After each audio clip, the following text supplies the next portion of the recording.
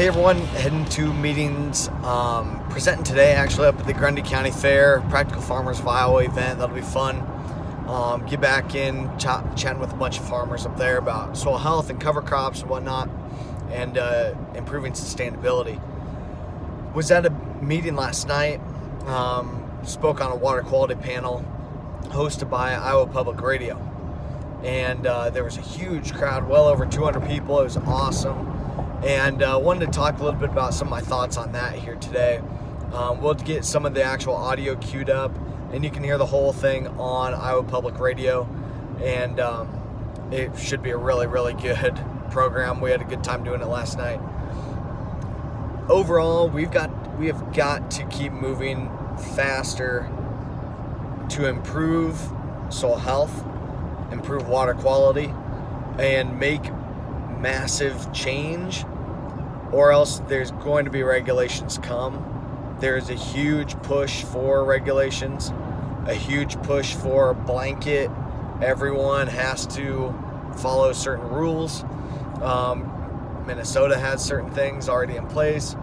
We've seen this in other areas as well, around the Lake Erie Basin.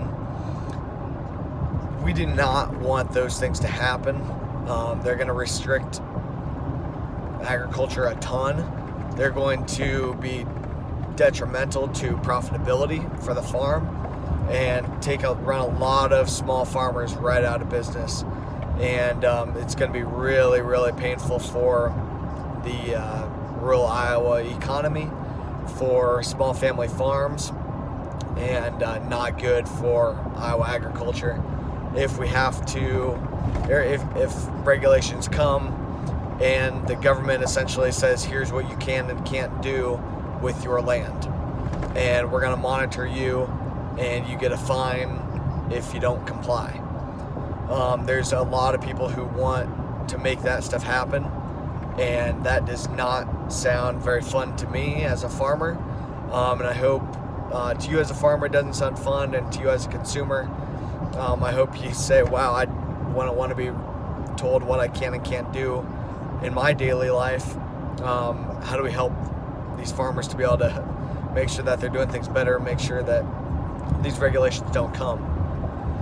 So in order to do that, we have got to move fast. We have got to be able to keep improving, which means we have to logistically and economically improve. We have to learn. We have to implement. And if you're not doing all you can for conservation right now, you've got to really evaluate your operation, chat with us. I'd love to sit down and talk with you. And we've got to figure out plans to improve and to show that we're really making a lot of headway.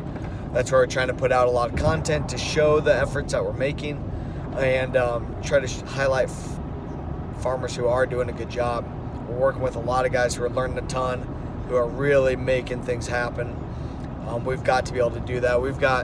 It was awesome yesterday. I was able to host some shrimp farmers shrimp fishermen from Louisiana, and just hear about how the dead zone and whatnot is impacting them, impacting the legacy that they're going to be able to have. And I translate that back to our operations, how our farms are there's fewer farmers, fewer farms. The farms that are surviving have to get huge to do it. It's big operations eating up the smaller ones. We've seen that firsthand on our operation. And so in order to compete, we have to do things better. We have to be smarter. We have to drive new markets for sustainably sourced food, for food that's produced sustainably and in regenerative ag mindset, using regenerative practices. If we can implement those, if we can implement a consumer-driven market, that makes this whole thing completely different. Gives the farmers the tools, the economics to make it work.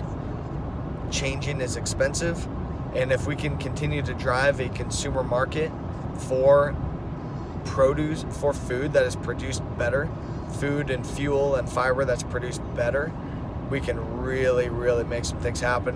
We're going to keep driving that. learn how to fit your farm into that. We've got to be moving right now and make some major headway. That way we can help everyone, help all of agriculture, do a better job on the environment, and create better economics for your operation and for the consumer though too. Give them healthier food, and that helps their bottom line as well. So we'll keep on chugging along and make this stuff happen. So thanks.